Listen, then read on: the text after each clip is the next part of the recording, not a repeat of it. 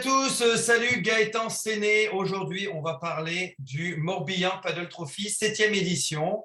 Gaëtan Séné qui est directeur de cette course depuis combien de temps, Gaëtan? Eh ben, c'est la troisième saison, troisième année. Troisième saison. Et en plus, tu es vanneté et non vanné, comme, j'ai dit l'autre jour et je me suis fait reprendre, et Morbihanais. Donc, en gros, tu es au cœur du poulet.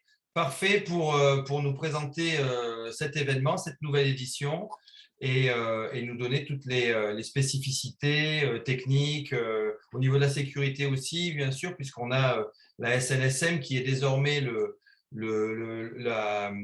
l'association qui a baptisé l'événement, puisque désormais le Morbihan Paddle Trophy s'appelle le SNSM Morbihan Paddle Trophy. Donc, si on commençait par nous dire si tu commençais par nous dire quel est l'historique de ta collaboration avec les organisateurs et en tant que directeur de course.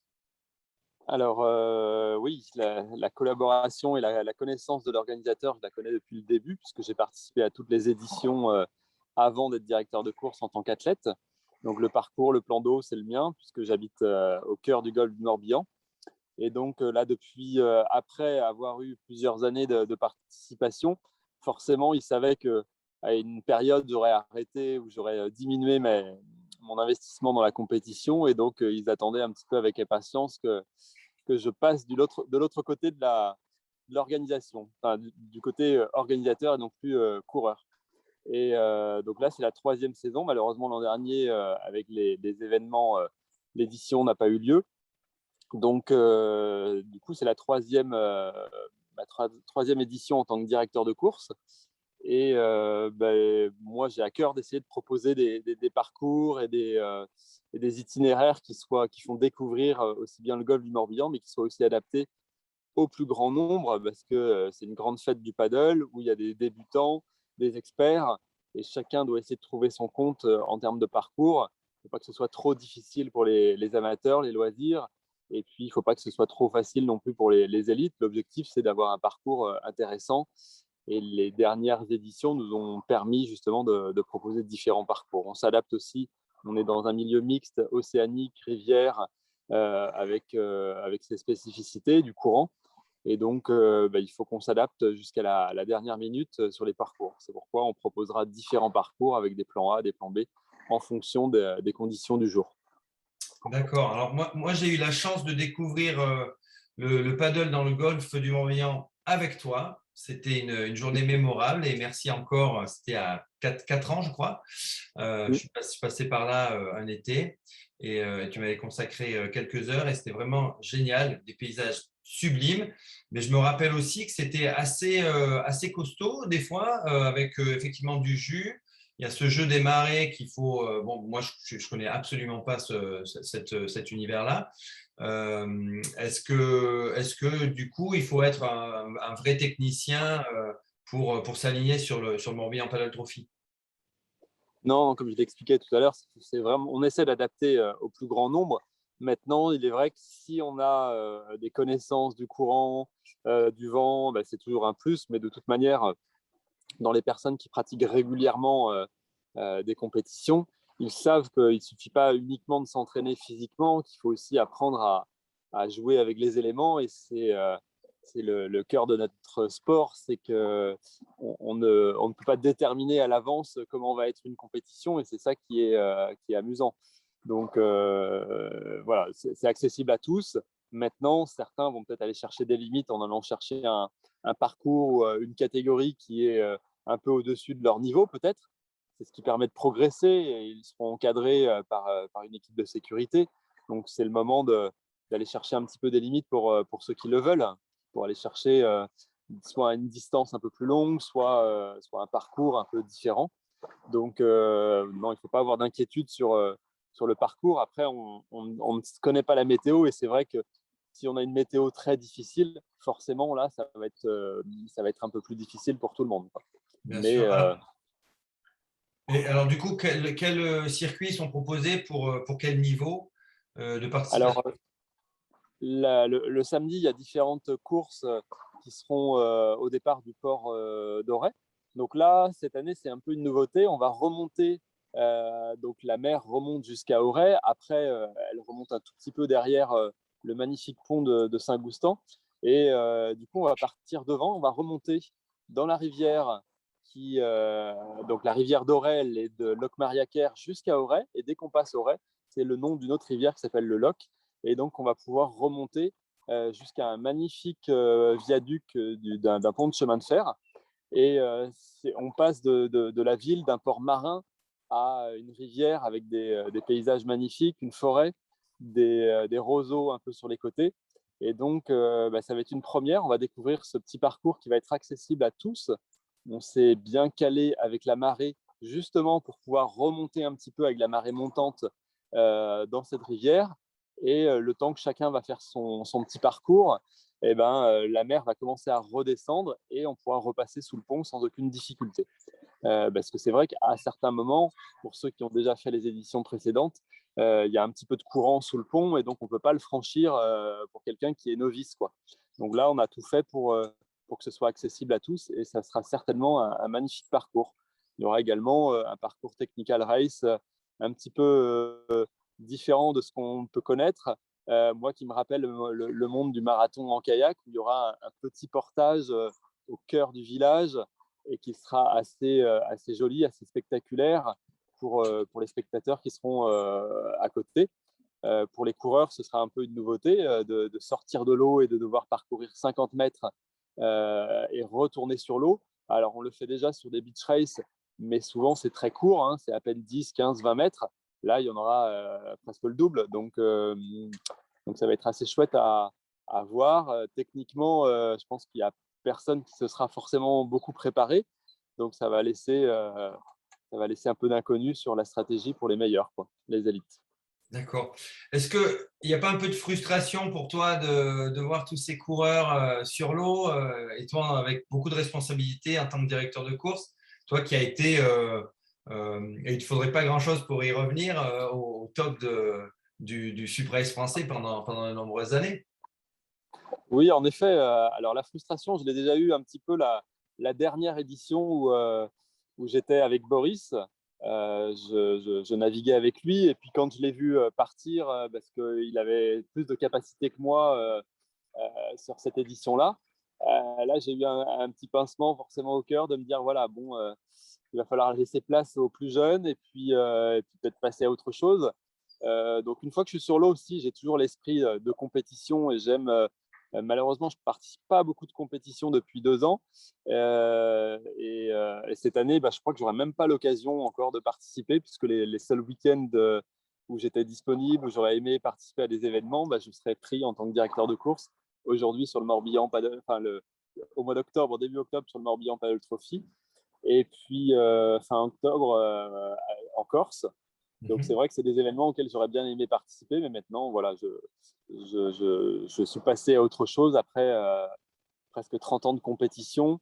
Bon, je pense que je m'y remettrai. J'ai souvent eu des coupures entre mes années compétition kayak et puis le paddle, où j'avais coupé quelques années. Et puis là, certainement que je coupe quelques années, mais quand j'aurai un petit peu concrétisé d'autres projets actuels, je me remettrai à la compétition. Et je continue toujours à m'entretenir, à m'entraîner pour m'entretenir et pour voilà, s'il y a une compétition qui vient où je suis disponible ou je la ferai. Mais je pense que là, la prochaine pour moi, ce sera plutôt en début d'année 2022 maintenant. Alors, il y a un autre élément très spécifique au Morbihan Paddle Trophy, c'est la participation en masse, entre 400 et 500 participants. Je ne sais pas quel est le record, mais je crois que le nombre de 500 a déjà été évoqué. Ouais. Et est-ce que ce que tu as vu ces 3 dernières années, est-ce que cette participation est maintenue? Est-ce qu'elle est en hausse? Est-ce qu'elle est en baisse? Et qu'est-ce qui explique que le Morbihan Paddle Trophy occupe donc la deuxième ou troisième place en France en termes de nombre de participants en paddle? Donc, bien sûr, derrière le Nautic Paddle et puis ex aequo, sans doute, avec la Glagla Race à Annecy. Je pense que ce qui attire déjà le plus grand nombre, c'est le cadre magnifique du golf. Alors certes, il y a ces courants, mais on est encadré, on essaie de réaliser des parcours qui sont adaptés. Je pense que c'est ce qui a Et puis toute la communication qui a été faite parfaitement avec l'équipe d'organisation depuis 7 ans maintenant. Donc c'est ce qui permet d'avoir autant de monde. Alors certes, on est en train de diminuer un petit peu. Je pense que cette année, on va être loin du record de participation, mais c'est un peu propre à tous les événements de paddle depuis 2 ans. Le Covid est passé par là, ça a démotivé certains. Il y a certains clubs qui ont qui ont eu du mal à pérenniser leur sortie et leur dynamique de club. Donc du coup, ça veut dire moins de personnes sur des paddles. Là, je pense qu'il va y avoir encore du monde. Les gens attendent aussi un petit peu le dernier moment pour s'inscrire avec la météo. Mais en tout cas, ce sera encore une belle fête. Je pense que le paddle doit retrouver une petite dynamique pour continuer avec des événements aussi nombreux. Je vois que le Nautique a sorti ses inscriptions aussi. Ils attendent 1000 personnes. J'espère qu'on les atteindra parce que c'est une belle fête où on arrive à promouvoir le paddle. D'accord. Le Morbihan Paddle Trophy, sauf erreur de ma part, est un événement indépendant qui ne fait partie d'aucun circuit. Il me semble qu'il n'y a pas de prize money non plus. Est-ce que ça, c'est des choses qui peuvent éventuellement évoluer dans le futur? Il y en a eu à certaines périodes de l'année, il n'y en a plus. Après, c'est aussi un pari un petit peu pour faire venir quelques élites supplémentaires. Souvent, c'est ce qui attire les coureurs internationaux ou les coureurs nationaux qui font de nombreuses étapes partout en France. C'est un choix de l'organisation aussi de dire voilà, on n'en met pas pour essayer de faire venir les gens naturellement sans cette petite carotte qui fait venir certains coureurs. Ça leur permet aussi de vivre à ces coureurs, donc c'est compréhensible qu'ils ne viennent pas. Maintenant, cette fête du paddle, elle est pas non plus indissociable des élites, c'est-à-dire qu'il peut y avoir une belle fête, même si on n'a pas les 4-5 meilleurs Français et les champions, quoi. Donc, c'est des choix. Après, moi, j'aime bien les deux. Il y a des élites qui vont sur des événements aussi de par l'organisation, de par le parcours qui est proposé. Mais on sait que c'est aussi leur planning qui va déterminer leur venue ou pas, quoi. Donc, il y a plein de paramètres. Moi, j'ai aimé participer en tant que coureur, même à des événements où il n'y avait pas de prize money. J'y allais aussi parce que je savais que des événements communiquaient très bien derrière avec des médias, avec des magazines. Et donc, c'est ce que je regardais souvent en tant que coureur aussi, parce que c'est ce que recherchent les sponsors. Donc, c'est pas indissociable. On sait que le Morbihan communique très bien. Ils ont des contacts qui sont susceptibles de passer sur des grandes chaînes télé si jamais comment dire, si jamais le profil du sujet peut passer ce jour-là, mais on sait que sur les chaînes télé nationales, ça peut se décider à la dernière minute. Donc, avec un peu de chance, on pourra, comme certaines années, passer quelques minutes dans les journaux télé. Certes, ce n'est pas une grande visibilité pour des athlètes, mais pour le sport, en tout cas, c'est très, très bénéfique. Donc, j'espère que cette année, on aura quelques minutes dans des journaux nationaux. En tout cas, c'est possible. D'accord. Alors, si on vient de loin, à Auray, qui est donc le centre névralgique de l'événement, quelles recommandations tu ferais pour profiter au maximum à la fois de l'événement, mais aussi de la région? Peut-être venir 1 ou 2 jours avant, rester un petit peu plus, se loger. Euh, Donne-nous tes infos. Alors, dans le golfe, en tout cas dans la région d'Auray, il y a de très nombreux gîtes, campings qui sont très proches. Locmariaquer, il y a de nombreux campings qui sont à quelques kilomètres de la zone de départ du parcours.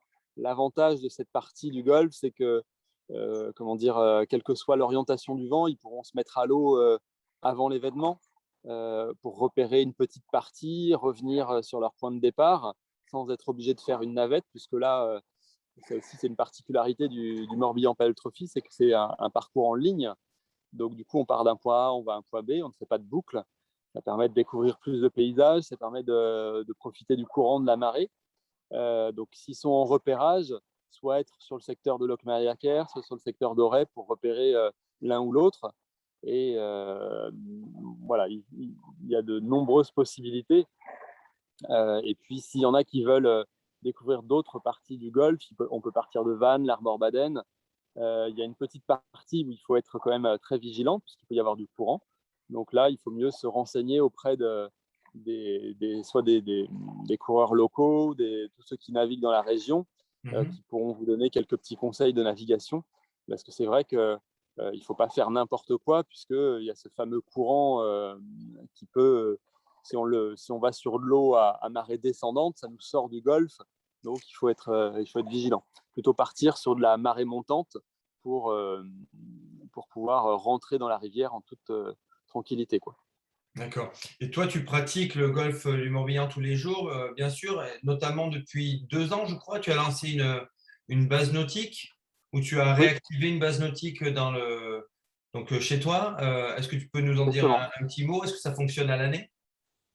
Alors moi, je fonctionne à l'année sur des cours, des randonnées. Évidemment, hors saison, il y a beaucoup moins de monde. Juillet, août, je suis totalement à l'opposé de là où on va partir, totalement à l'est du golfe. Ça fait environ 25 km d'est en ouest, le golfe, et 15 km du 10-15 du nord au sud. Mais sur la première partie, la partie ouest où on va être, c'est là où il y a le plus de courant. Moi, où je suis, l'avantage, c'est qu'il y a très très peu de courant, donc je peux faire de la location, je peux faire des balades sans me soucier quasiment du courant. Donc c'est un désavantage. Et sur cette partie du golf, justement, qui est un peu plus complexe, c'est l'avantage de venir sur un événement comme celui-là, parce qu'on organise le parcours de sorte que ce soit accessible à tous. Il y a un encadrement, une sécurité. Donc pour des gens qui viennent pour une première fois, c'est ce qui a aussi fait le succès de cet événement, c'est que tous les ans, ils voient qu'on les lance sur un parcours, certes, qui peut être difficile. Je pense qu'il y en a qui s'en souviennent de passer le courant de la Jument avec les vagues, avec le clapot. Mais les gens reviennent, c'est-à-dire qu'ils ont compris qu'on le faisait en toute sécurité. Donc, voilà, c'est accessible à tous, comme je dis, en prenant quelques précautions.